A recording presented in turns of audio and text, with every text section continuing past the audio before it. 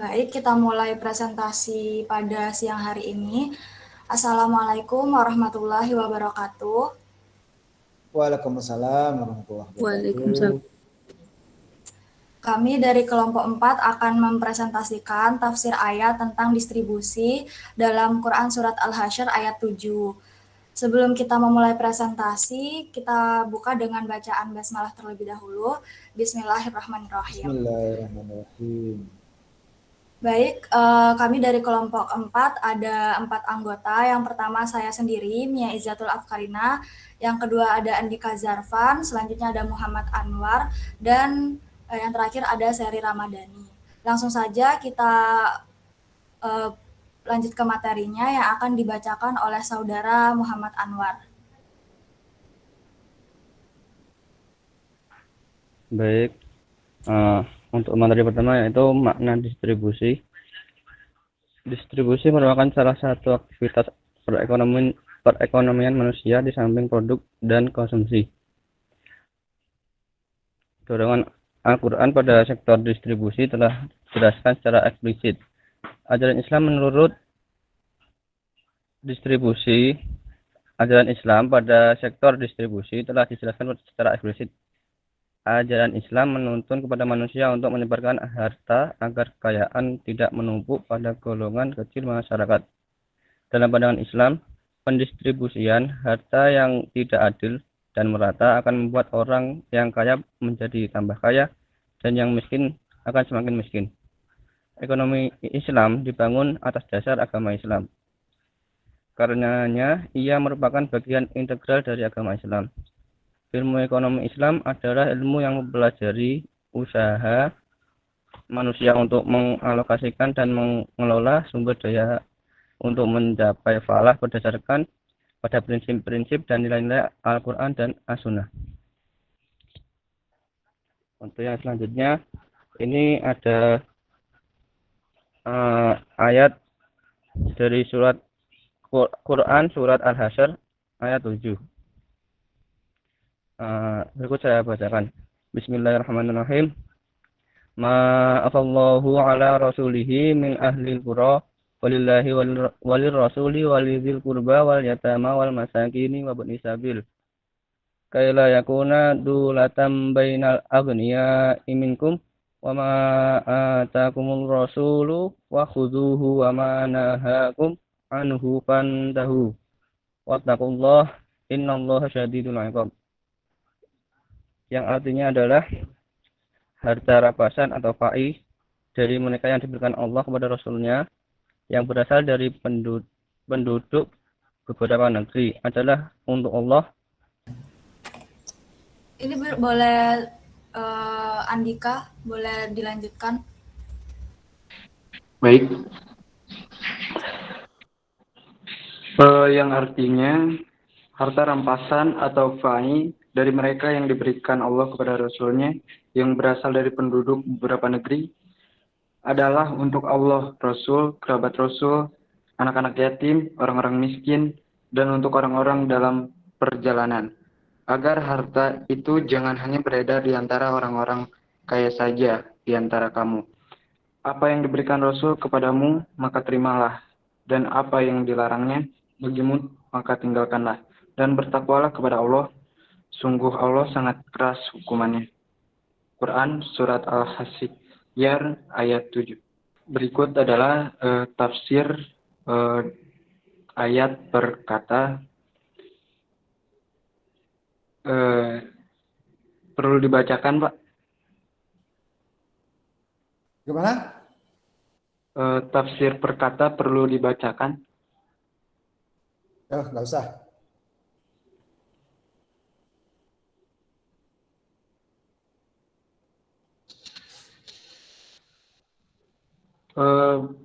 Berikut adalah beberapa penafsiran yang kami ambil sebagai referensi. Yang pertama, tafsir Al-Muyassar dari Kementerian Agama Saudi Arabia. Dan yang kedua, Zubdatut Tafsir min Fathil Qadir dari Syekh Dr. Muhammad Sulaiman Al-Askor, Mudasir Tafsir Universitas Islam Madinah.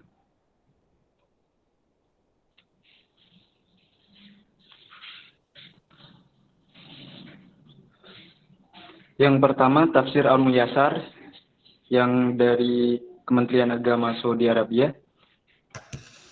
Beliau menjelaskan bahwasannya apa yang Allah berikan kepada Rasulnya sebagai fa'i dari harta para penghuni negeri yang musyrik tanpa mengarahkan kuda dan unta, maka ia adalah milik Allah dan Rasulnya. Ia didistribusikan untuk kemaslahatan umum kaum muslimin untuk para kerabat Rasulullah, yaitu Bani Hashim dan Bani Muthalib. Juga untuk anak-anak yatim, yaitu anak-anak miskin yang ditinggal wafat bapak-bapak mereka saat belum balik. Juga orang-orang miskin, yaitu orang-orang yang membutuhkan dan tidak memiliki apa-apa yang mencukupi dan memenuhi kebutuhan mereka. Dan juga Ibnu Sabil, yaitu musafir yang bekalnya habis dan terputus dari hartanya. Hal ini agar harta tidak hanya beredar di tangan orang-orang kaya saja dan dihalangi dari orang-orang fakir dan miskin. Apa yang Rasulullah berikan kepada kalian berupa harta atau apa yang Rasulullah syariatkan, maka ambillah ia. Dan apa yang Rasul larang kalian untuk mengambil dan melakukannya, maka hentikanlah. Dan bertakwalah kepada Allah dengan melaksanakan perintah-perintahnya dan meninggalkan larangannya. Sesungguhnya Allah maha keras azabnya bagi siapa yang mendurhakainya dan menyelisihi perintah dan larangannya.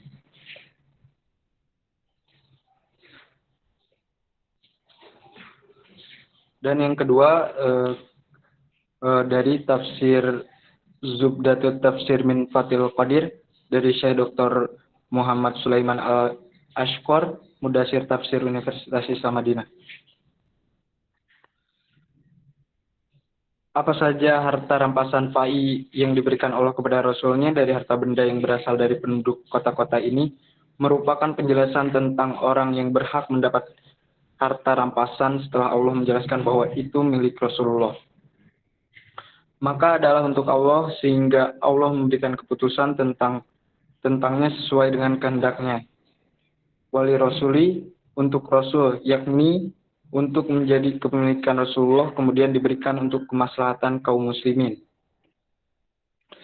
Kaum kerabat, mereka adalah Bani Hashim dan Bani Muthalib, yakni orang-orang fakir di antara mereka saja, sebab mereka dilarang menerima harta sedekah, maka Allah memberi mereka hak untuk mendapatkan harta fa'i.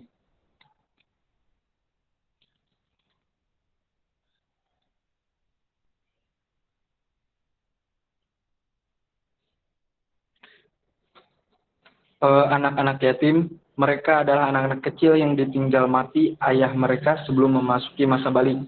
Kemudian orang-orang miskin, yakni orang-orang fakir. Kemudian dan orang-orang yang dalam perjalanan, yakni orang asing yang perbekalannya telah habis. Selanjutnya, supaya harta itu beredar di antara orang-orang kaya saja di antara kamu. Sehingga orang-orang kaya dapat berkuasa atas orang-orang kafir. Namun Allah menjadikannya agar harta itu dapat berputar di antara mereka semua. Selanjutnya, apa yang diberikan Rasul kepadamu, maka terimalah, dan apa yang dilarangnya bagimu, maka tinggalkanlah. Yakni harta rampasan yang Allah berikan kepada kalian, maka terimalah, dan harta yang Allah larang untuk kalian ambil, maka janganlah kalian ambil.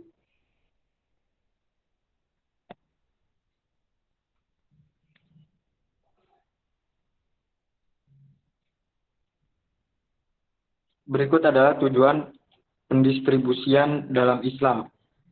Yang pertama, terdapat tujuan dakwah.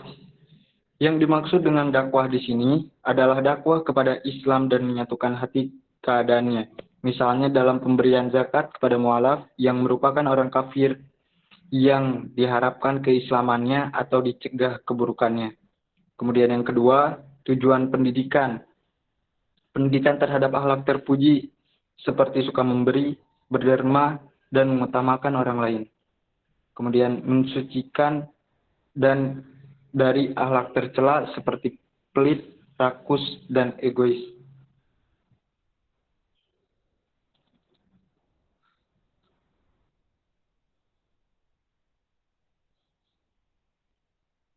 Tujuan yang ketiga adalah tujuan sosial. Memenuhi kebutuhan kelompok yang membutuhkan dan menghidupkan prinsip solidaritas di dalam masyarakat muslim. menguatkan ikatan cinta dan kasih sayang di antara individu dan kelompok dalam masyarakat, mengikis kecemburuan sosial dalam masyarakat, keadilan dalam distribusi, dan mencakup pendistribusian sumber-sumber kekayaan, pendistribusian pemasukan di antara unsur-unsur produksi dan pendistribusian di antara kelompok masyarakat yang ada, dan keadilan dalam pendistribusian di antara generasi sekarang dan akan datang. Tujuan yang keempat adalah tujuan ekonomi. Pengembangan dan pembersihan harta melalui sedekah wajib atau zakat atau sedekah sunat, infak dan sedekah, memberdayakan sumber daya manusia yang menganggur dengan terpenuhinya kebutuhan tentang harta. Adil dalam merealisasikan kesejahteraan ekonomi, di mana tingkat kesejahteraan ekonomi berkaitan dengan tingkat konsumsi. Penggunaan secara baik sumber ekonomi.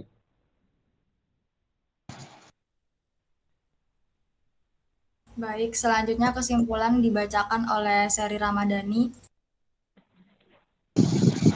Kesimpulan, distribusi adalah suatu rangkaian kegiatan yang menyalurkan barang atau jasa, bukan hanya untuk individu, tetapi masyarakat dan makhluk lainnya, yang bertujuan untuk kemaslahatan.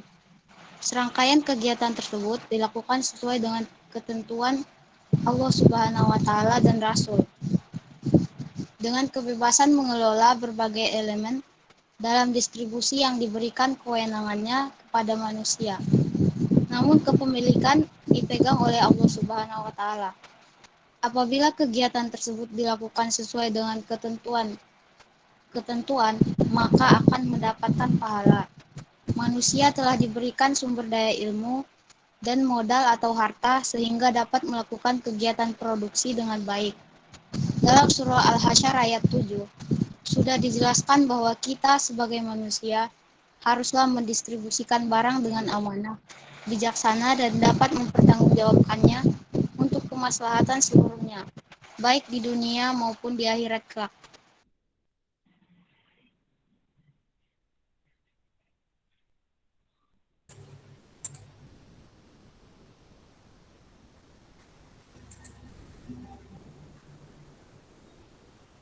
Baik, terima kasih. Sekian pemaparan materi dari kelompok 4. Dapat kita simpulkan bahwa dari ayat Al-Hasyr ayat 7 ini penting sekali peran pendistribusian. Dalam Al-Quran juga sudah ditulis, apalagi dalam ekonomi, agar harta itu tidak berputar pada yang kaya saja, begitu.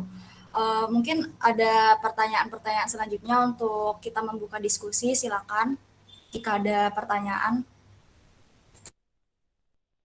Baik teman-teman, apakah ada pertanyaan atau tambahan mengenai materi pada siang hari ini? Mbak, saya ingin bertanya. Ya, baik, silakan Ahlul Furqon.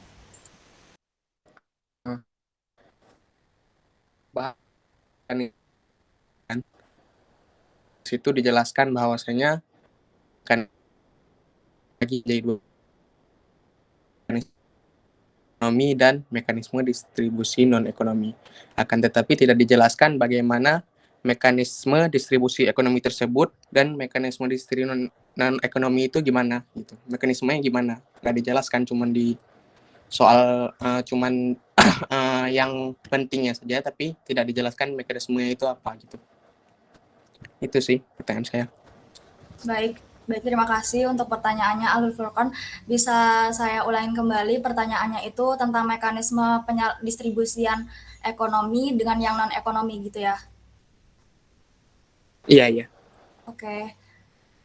Selanjutnya, apakah ada pertanyaan lagi?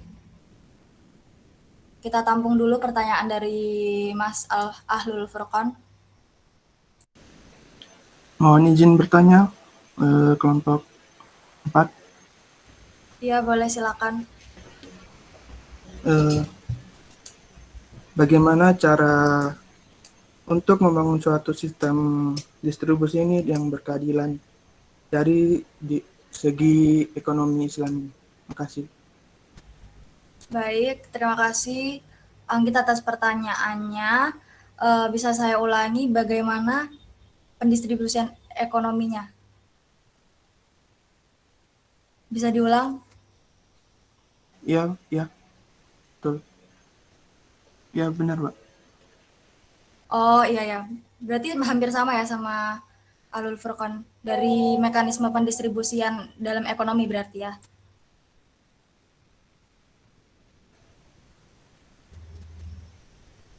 Ya, bisa. Baik, kita tampung dulu pertanyaannya. Untuk pertanyaan pertama yang mekanisme pendistribusian ekonomi dan non ekonomi itu saya izin menjawab terlebih dahulu. Mungkin nanti anggota kelompok 4 bisa bantu menjawab. Untuk yang pertama itu kan tujuan dakwah dan kedua ada tujuan pendidikan, ketiga ada tujuan sosial dan yang terakhir ada tujuan ekonomi yang tadi kita sampaikan. Nah, mungkin memang agak sedikit tipis-tipis mirip ya untuk tujuan dakwah itu ada mungkin kita pemberian zakat kepada mualaf yang merupakan orang kafir sebelumnya lalu diharapkan dengan pembagian zakat tersebut kita Islam tuh mendapat citra yang dermawan seperti itu. Itu sebenarnya agak tipis-tipis dengan tujuan sosial. Dalam tujuan sosial itu kan diharapkan dengan pendistribusian zakat bisa mengurangi kesenjangan sosial begitu ya. Mungkin dari uh, orang yang kaya mendistribusikan hartanya kepada orang yang miskin dengan seperti itu berkurang rasa kebencian mungkin ya. Jadi dalam tujuan-tujuan tersebut yang kami sampaikan itu saling berkaitan. Tujuan dakwah tadi misalnya kan pemberian zakat itu kepada mualaf, itu kan untuk dakwah. Selain itu dalam tujuan sosialnya zakat itu bisa digunakan untuk mengurangi kesenjangan sosial gitu antara si kaya dan si yang miskin seperti itu. Lalu untuk tujuan pendidikannya itu untuk pendistribusian harta itu tadi bisa menanamkan pendidikan akhlak terpuji, suka memberi, bersedekah dan yang lain-lain. Jadi itu sangat berkaitan satu sama lain. Seperti itu. Lalu ya yang tujuan ekonomi misalnya yang penyaluran zakat tadi kalau dilihat dari tujuan ekonomi ya untuk membantu kesejahteraan sosial tadi itu ya, dan memberdayakan SDM yang menganggur dan membantu ekonomi secara nasional juga bisa. Mungkin itu dari pendapat saya. Mungkin teman-teman kelompok 4 ada yang ada pendapat tambahan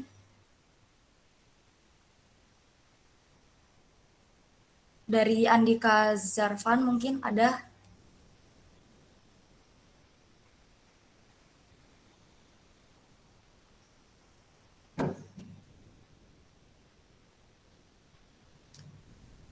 Dari Anwar Sadat, apakah ada tambahan?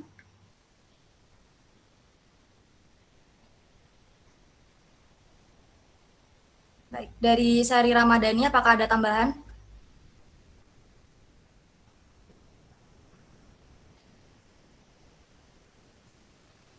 Baik, dari Sari Ramadhani sudah tidak ada tambahan.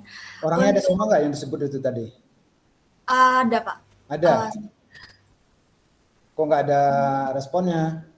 Sebentar, saya cek lagi.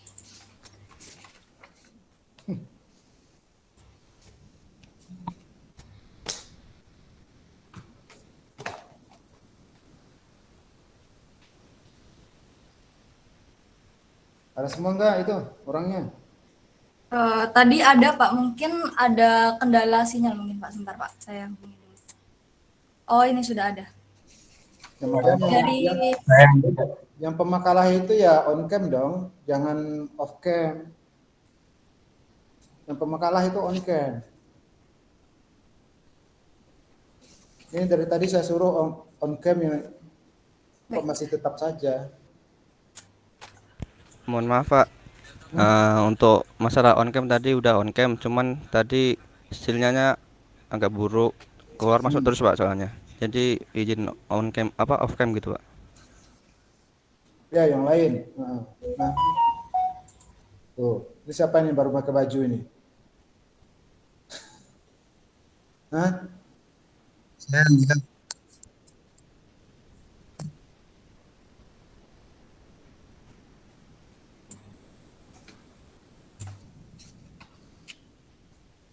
Baik.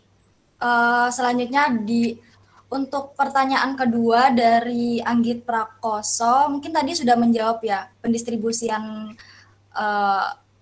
pendistribusian dalam ekonomi itu ya. Kita ambil contoh saja zakat. Kita sekarang punya Badan Amil Zakat Nasional dan itu menghimpun dana zakat masyarakat, dan tentunya jika dicari-cari datanya juga itu membantu perekonomian nasional bahkan. Lalu di sini di kolom chat ada pertanyaan. Saya bacakan dulu pertanyaannya.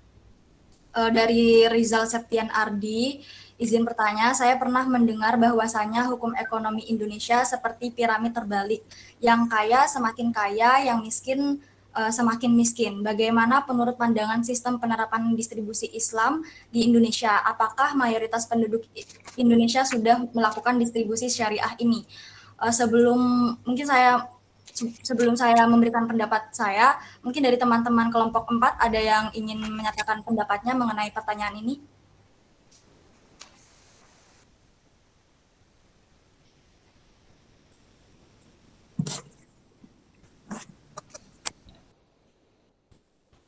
Jika belum ada, mungkin izinkan saya untuk menjawab sedikit mengenai pertanyaan dari Rizal Septian Ardi.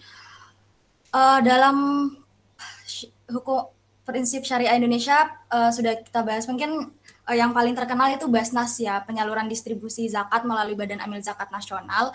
Itu bahkan sekarang ada yang namanya sistem zakat payroll, atau kita bisa sebut juga zakat pegawai negeri sipil yang otomatis dipotong untuk kita zakatkan, seperti itu. Lalu jika kita lihat di Basnas sendiri, Basnas itu selain untuk menyalurkan zakat kepada orang yang membutuhkan gitu, Basnas itu juga mempunyai program-program pengembangan masyarakat gitu.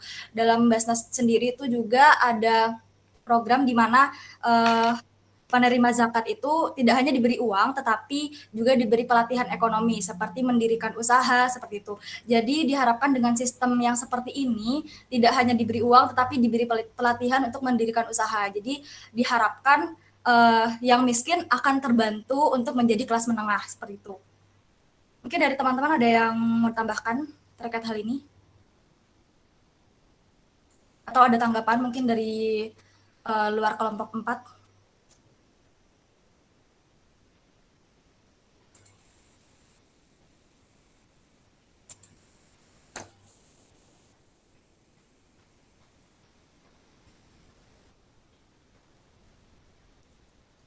Izin sedikit menambahkan, Silakan. saya Andika dari kelompok 4, bahwa sistem kapitalisme yang disebutkan tadi oleh penanya itu merupakan satu sistem yang menjadi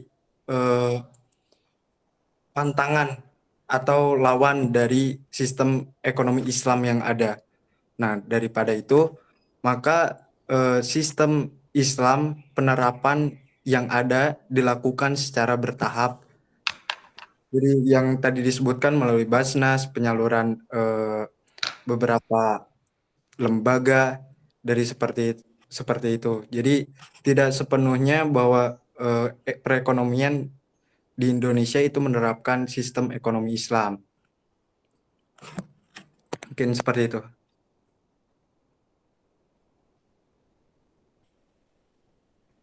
Baik, terima kasih tambahannya Andika Zervan.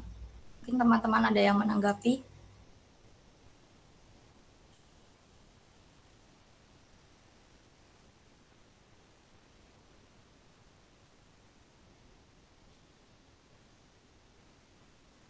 Jika pertanyaan apakah mayoritas penduduk Indonesia sudah melakukan distribusi syariah ini, jika dilihat dari waktu itu pernah lihat-lihat juga data, apalagi tentang sistem payroll yang tergolong cukup baru ini, sebagian besar sih sepertinya sudah dilakukan ya distribusi ini dalam produk syariah.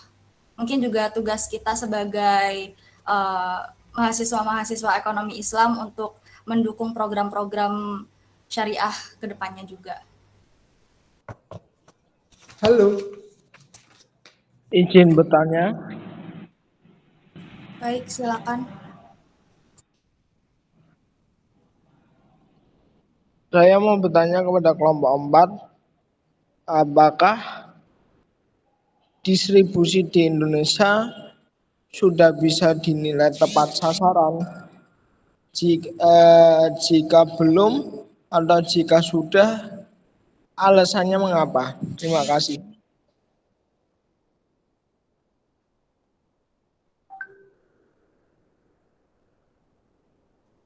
Baik, terima kasih Hamdan Yuwafi.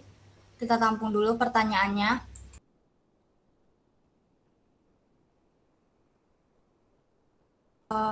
Mungkin bisa dispesifikan begitu ya, pendistribusian dalam hal apa gitu. Soalnya kan dalam ekonomi Islam kita punya beberapa produk gitu ya. Atau mungkin secara keseluruhan.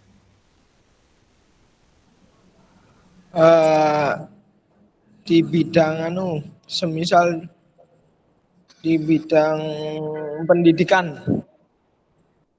Baik, dalam bidang pendidikan. Mungkin ini ya bisa kita bahas dari sisi sumber daya manusia, penyaluran sumber daya manusianya sebagai guru, terus sebagai atau pendistribusian sekolahnya seperti itu ya mungkin ya maksudnya.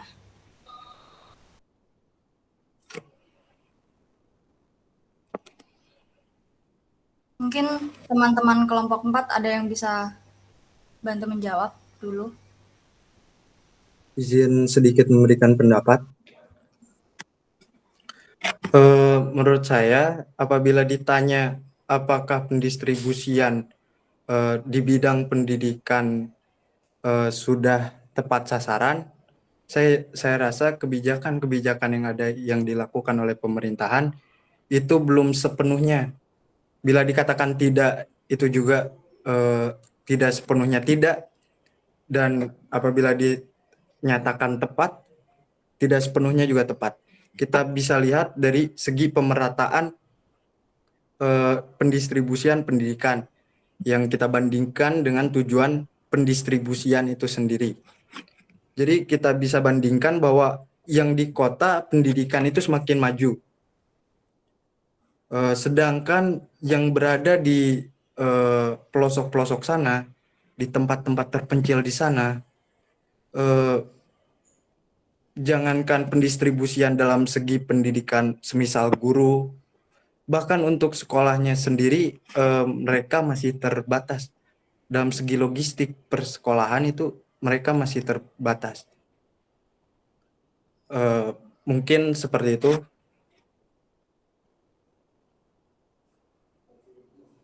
Baik, terima kasih Andika atas pendapatnya. Saya setuju sih untuk Andika. Mungkin kalau kita lihat pada realisasinya untuk saat ini ya belum ada pemerataan gitu ya. Tapi mungkin salah satu upaya pemerintah dalam pemerataan distribusi pendidikan dan fasilitas sekolah juga sekarang sudah ada sistem zonasi juga seperti itu. Dan kalau misalnya ditanya apakah dana penyalurannya sudah merata, SDM-nya sudah merata menurut data, mungkin butuh waktu ya untuk cari-cari dulu, datanya bisa dicari. Pada realisasinya sih mungkin seperti itu bisa dilihat, mengafirmasi pendapat dari Andika. Mungkin dari teman-teman ada yang mau ditambahin atau menyanggah?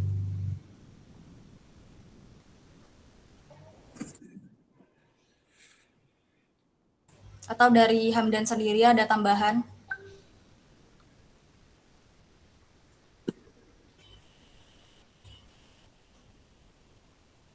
Cukup. Baik, terima kasih Hamdan.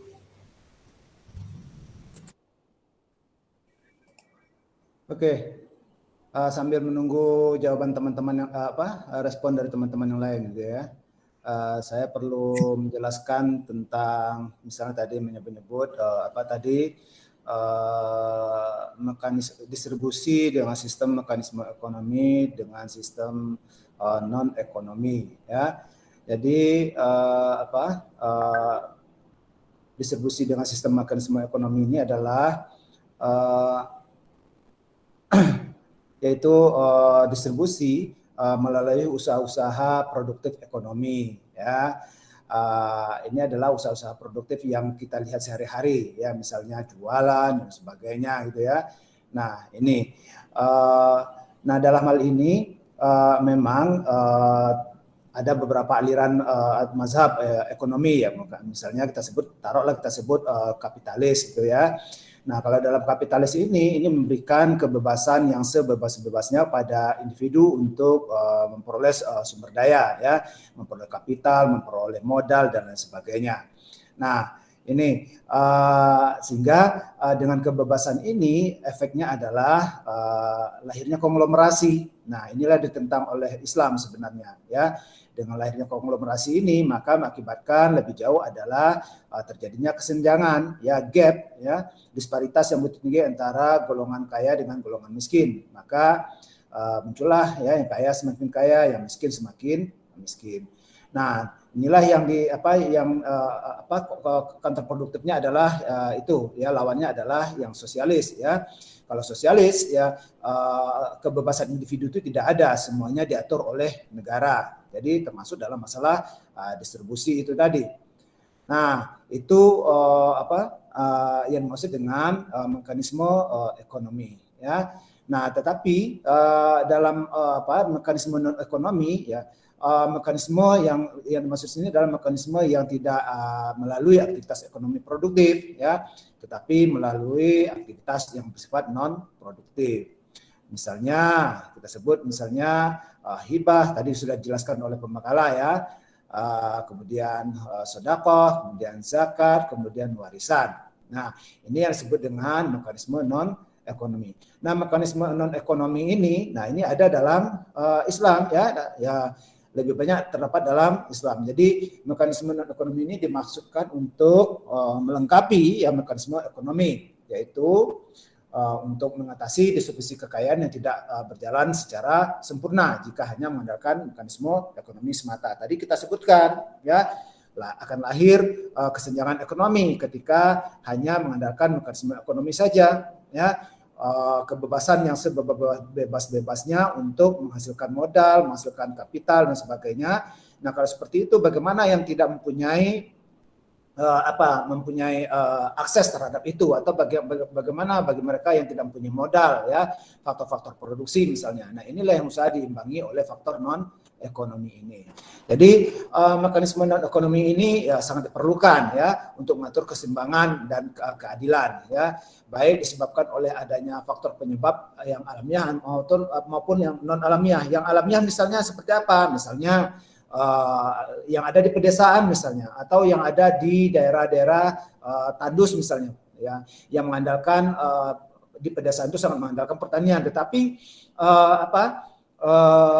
tanah lahan yang dia punya itu adalah lahan yang tandus, tidak produktif, ya, sehingga dengan keadaan seperti ini mengakibatkan akan terjadi hambatan, ya, hambatan untuk menghasilkan sesuatu, hambatan untuk menghasilkan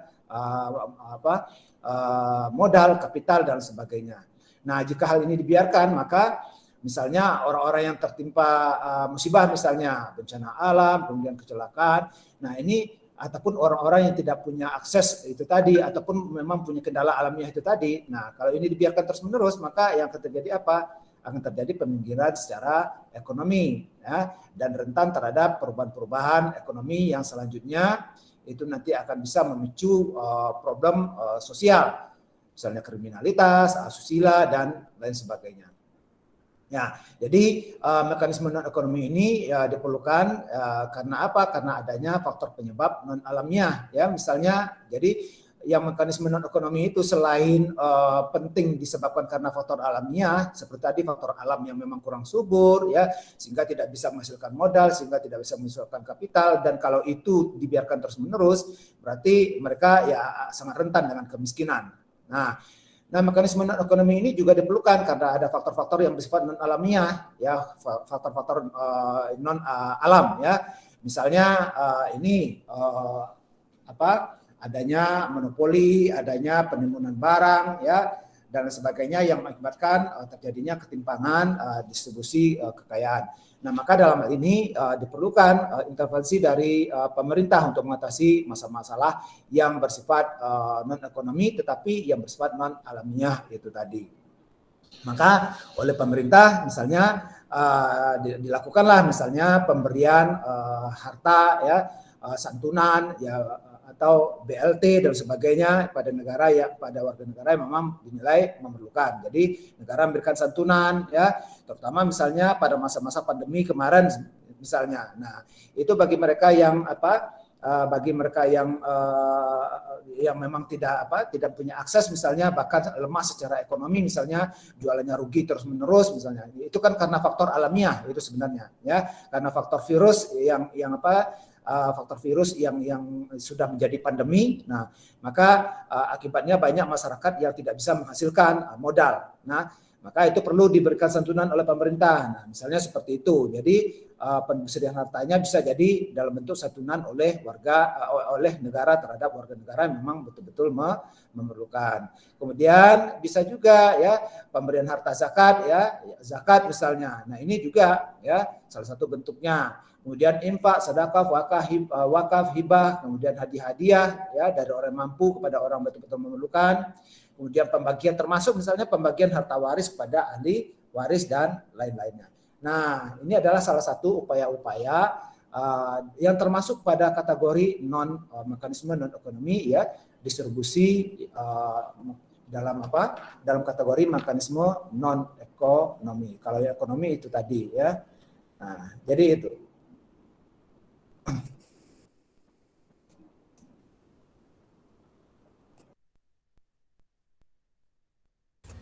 Baik, terima kasih tambahannya Pak Afda. Mungkin ada tambahan lagi Pak sebelum ditutup. Ya, Indonesia ini kan sistem ekonominya kan juga belum jelas ya. Dibilangin kapitalis juga enggak, dibilangin sosialis juga enggak ya. Maka orang Indonesia, ekonomi Indonesia menyebutnya dengan sistem ekonomi kerakyatan. Maka muncullah ekonomi koperasi dan sebagainya. Tetapi di sisi yang lain yang jelas kita lihat misalnya ya mungkin memang lebih kentara mungkin ekonomi kapitalisnya. Ya di mana memberikan kebebasan yang sebebas-bebasnya sehingga dalam hal ini bisa jadi juga misalnya kebijakan-kebijakan pemerintah itu disetir oleh ini akibat dari ekonomi kapitalis seperti itu ya, kebijakan-kebijakan pemerintah itu lebih banyak disetir oleh kelompok-kelompok yang menguasai faktor-faktor produksi. Nah, jadi di Indonesia ini memang kalau ditanyakan itu tadi ya piramida terbalik ya ekonomi di Indonesia ini. Miskin semakin miskin, kaya semakin kaya. Ya kalau kita lihat misalnya kaum konglomerasi itu kan hanya berapa persen saja, hanya berapa gelintir ya yang ada di Indonesia kan gitu kan. Tetapi jumlah yang 1% misalnya itu justru malah menguasai perekonomian Indonesia sebanyak 99%.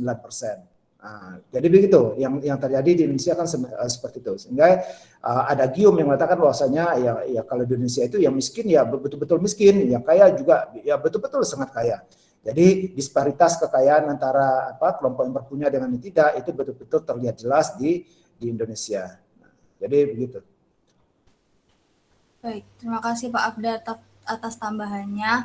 Mungkin itu ya seperti yang Pak Afda jelaskan, penyaluran non-ekonomi tadi bisa berupa bantuan untuk korban bencana alam, bantuan berupa makanan, dan bantuan berupa pakaian seperti itu. Jadi tidak hanya membagikan uang seperti itu. Ya intinya non-ekonomi itu adalah sosial ya, yang bersifat sosial, lebih pada sosial. Nah, itu kan lebih dekat dengan nilai-nilai Islam sebenarnya, ya. Baik, Pak.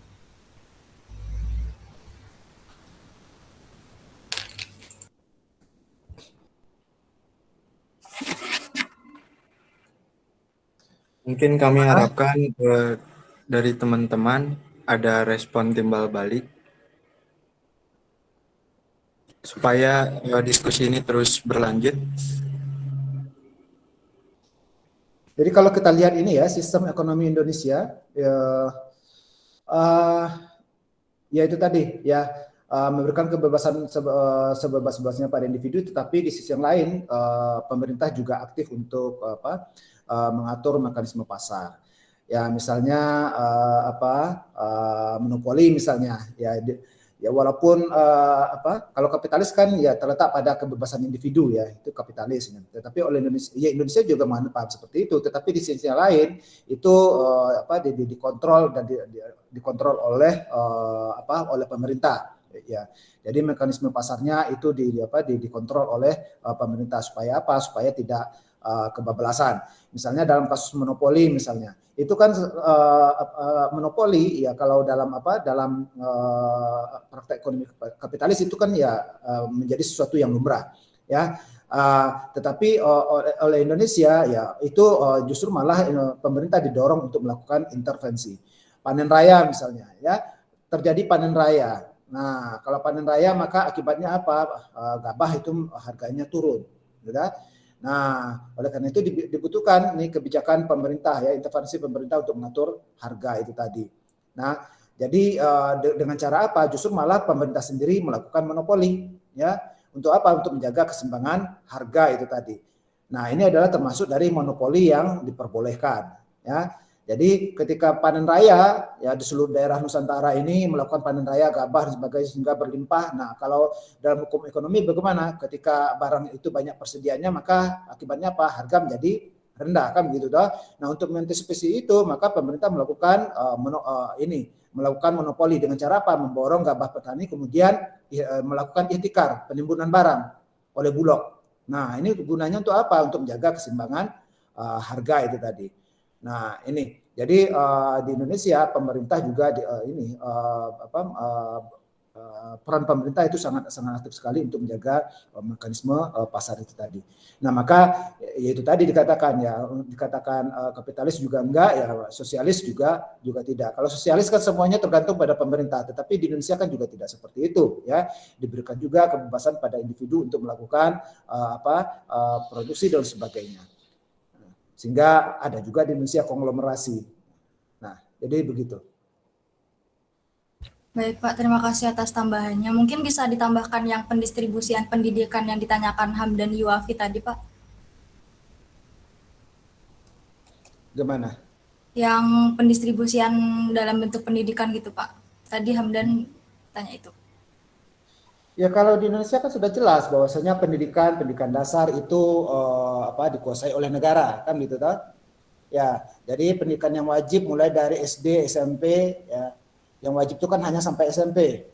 Nah, tidak sampai SMA. Itu diatur oleh negara. Sehingga akses masyarakat ke pendidikan itu semakin merata kan begitu. Ya, jadi tidak hanya kelompok-kelompok yang berpunya saja yang punya akses pendidikan. Nah, untuk mengantisipasi ya kelompok-kelompok masyarakat yang tidak punya akses pada pendidikan, maka diberlakukanlah sistem wajib belajar. Ya, apa itu sistem wajib belajar? Jadi sistem wajib belajar itu adalah sampai jenjang pendidikan SMP itu diwajibkan pada seluruh masyarakat. Negara yang mewajibkan, karena negara yang mewajibkan maka seluruh biaya dari pendidikan sampai SMP itu ditanggung oleh pemerintah. Nah, ini adalah salah satu bentuk intervensi negara dalam masalah pendidikan untuk mengantisipasi itu tadi kelompok-kelompok masyarakat yang tidak punya akses pada pendidikan. Ya, nah jadi begitu. Nah, beda dengan mungkin pendidikan SMA sampai setelahnya. Nah, ini memang ya kelompok-kelompok yang punya modal, yang punya akses pada pendidikan yang selanjutnya. Gitu. Ya meskipun, tetapi untuk untuk pendidikan yang SMA kemudian perguruan tinggi, meskipun misalnya yang swasta misalnya itu juga diberikan akses untuk mengelola pendidikan, tetapi mereka juga diatur oleh negara, tidak untuk misalnya untuk uang sumbangan pendidikan misalnya itu juga diatur oleh negara ya. Jadi ada pakem-pakem tertentu sehingga seluruh masyarakat itu diharapkan mempunyai akses yang sama terhadap pendidikan SMA ataupun ataupun perguruan tinggi. Ya, jadi begitu. Untuk SMA misalnya ya juga begitu, tidak boleh uang SPP-nya misalnya ya tidak boleh melebihi sekian misalnya. Tetapi kalau untuk SMA kan juga ya di samping diserahkan sepenuhnya kepada pengelola yayasan untuk yang swasta misalnya ataupun yang negara misalnya. Itu negara juga tetap melakukan intervensi ya, tetap memberikan bantuan ya dalam bentuk apa? BOS misalnya. Nah, itu ya, tetapi beda dengan ya, perguruan tinggi sebenarnya juga seperti itu ya. Kalian pun juga seperti itu sebenarnya, biaya kuliah kalian itu adalah belasan juta bahkan lebih dari 20 juta. Ya, kalau dihitung per itemnya. Nah itu yang disebut dengan SBPTN ya. Tetapi yang ditanggungkan kepada kalian itu hanya sekian persennya saja. Nah, ini adalah salah satu bentuk ya subsidi negara terhadap pendidikan. Jadi ini adalah salah satu bentuk juga intervensi negara dalam mengatur distribusi pendidikan di masyarakat. Ya, jadi begitu. Baik Pak, terima kasih tambahannya. Berarti sudah bisa dibilang merata ya Pak ya untuk pendidikannya. Ya. Mungkin SDM enggak ya Pak ya yang kurang untuk daerah pelosok. Sedikit menambahkan, saya merupakan anggota dari komunitas Gerakan Mengajar Desa yang diutamakan untuk membantu pelajar-pelajar atau masyarakat yang tidak terpenuhi pendidikannya. Nah, saya melihat secara langsung bahwa sarana dan prasarana yang tersedia bahkan untuk Sukabumi, saya asal dari Sukabumi, kabupaten yang bisa dibilang lebih maju daripada kabupaten di timur, daerah-daerah di timur, kabupaten yang di pertengahan diimpit oleh Bogor dan Bandung.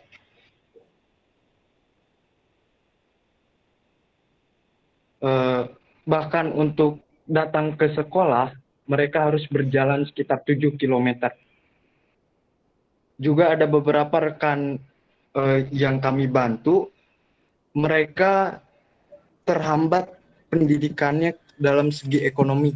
Mereka harus membantu orang tuanya bekerja, mereka tidak mampu untuk membayar SPP iuran di sekolah yang tersedia, juga sarana dan prasarana yang kurang memadai.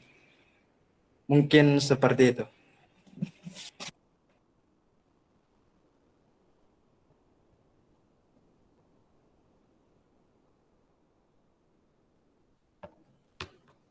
Ya, jadi maksudnya? Maksud saya mungkin PR dari pemerintahan itu masih banyak dalam artian apabila disebutkan apakah sistem pendistribusian pendidikan di Indonesia sudah tepat, saya berpendapat hal tersebut belum sepenuhnya disebut tepat. Seperti itu, Pak.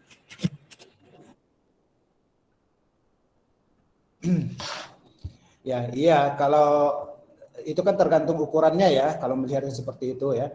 Tetapi kita melihat kebijakan umumnya saja kan gitu. Permasalahan nanti ada daerah-daerah yang memang belum bisa mendapatkan kue pendidikan itu tadi, itu adalah sebuah realitas kan gitu. Tetapi kebijakan negara terhadap pendidikan itu kan sudah jelas, ya itu bisa dilihat dari undang-undang kan begitu. Nah, itu. Nah, jadi ya begitu itu. Nah, jadi kalau memang dilihat kasus per kasus, memang ya kenyataan bahwasanya ada yang belum bisa memenuhi sepenuhnya itu ya memang ya tidak bisa ditolak. Iya, tetapi keberpihakan negara pada pendidikan kan ya seperti tadi yang saya sebutkan. Ya, mewajibkan warga negara Indonesia sampai usia SMP itu adalah wajib belajar. Nah, kemudian setelah itu SMA bagaimana? Itu bukan wajib belajar lagi ya, sehingga diserahkan kepada keluarga masing-masing ya. Tetapi meskipun demikian ya negara juga tetap melakukan intervensi dengan berupa apa? Yang memberikan subsidi berupa BOS kan gitu. Nah, jadi itu ya. Begitu juga dengan perguruan tinggi juga seperti itu. Nah, ini adalah salah satu bentuk intervensi negara pemerintah untuk mengatur masalah distribusi pendidikan itu tadi. Ya, sehingga kesenjangan masyarakat yang tadi dikatakan itu semakin bisa diminimalisir. Nah, kalau masalah ada daerah yang tidak terjangkau oleh pendidikan. Nah, ini mungkin ya bukan kategori distribusi pendidikannya ya. Kalau distribusi pendidikannya kan sudah jelas ya, itu mungkin terkait dengan faktor-faktor lain, misalnya pembangunan daerah dan sebagainya, kan gitu ya. Masalah akses jalan itu kan pembangunan daerah, bukan masalah pendidikan, kan gitu. Kalau pendidikannya sendiri kan sudah jelas kebijakan pemerintah. Ya, jadi itu faktor lain ya dari pendidikan, bukan pendidikan itu sendiri. Ya.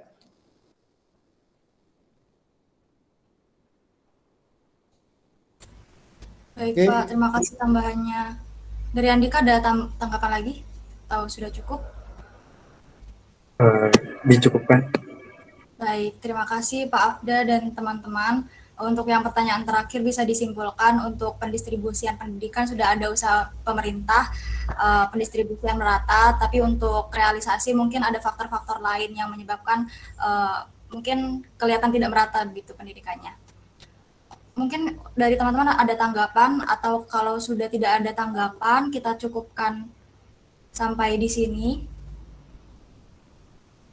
Ya, untuk tugas silakan diinputkan ke ininya ya, Google Meet-nya ya, Google Form-nya ya, yang dibuat oleh kelas ya. Silakan. Baik, Ini Pak. sudah diwajibkan membuat tugas itu ya, tetapi juga responnya juga masih biasa-biasa saja dari teman-teman ya. Nah, nggak tahu nih upaya apa lagi ini untuk mengaktifkan diskusi ya.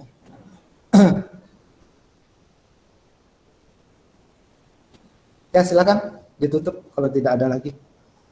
Baik, terima kasih teman-teman dan Pak Afda atas waktunya pada kuliah pada siang hari ini. Kita tutup pertemuan pada hari ini dengan Kemudian ini sebentar. Makalah tolong diperbaiki ya. Makalah itu ya tadi kok lebih yaitu tadi ya lebih menyinggung dimensi ekonominya gitu ya. Nah, jangan ini kita sudah bicara tentang tafsir, kemudian yang muncul dakwah lagi kan gitu toh. Nah, jangan seperti itu. Tapi pembahasannya perspektifnya adalah tetap perspektif ekonomi, tetapi sumber materialnya apa ya Al-Qur'an kan gitu. Nah, jadi pembahasannya tetap pembahasan ekonomi. Itu ya. Baik, Pak. Misalnya itu tadi, misalnya distribusi mekanisme distribusi ya ekonomi dan non ekonomi kan gitu. Kemudian distribusi dalam perspektif Islam itu seperti apa gitu ya. Kalau kapitalis itu bagaimana ya, sosialis itu bagaimana, kemudian bagaimana dengan Islam ya, pembedanya apa. Nah, itu dijelaskan ya. Nah, oke. Ya, silakan. Baik, Pak. Terima kasih atas masukannya, dan untuk kelompok 4 akan diperbaiki makalahnya. Kita tutup, mohon maaf karena banyak kekurangan pada makalah dan materinya. Kita tutup perkuliahan pada siang hari ini dengan bacaan hamdalah. Alhamdulillahirrahmanirrahim. Kurang lebihnya mohon maaf. Wassalamualaikum warahmatullahi wabarakatuh. Waalaikumsalam. Waalaikumsalam warahmatullahi Terima kasih. Ya. Terima kasih Kakak. Terima kasih Pak. Pamit ya. Terima kasih semuanya. Oke Pak.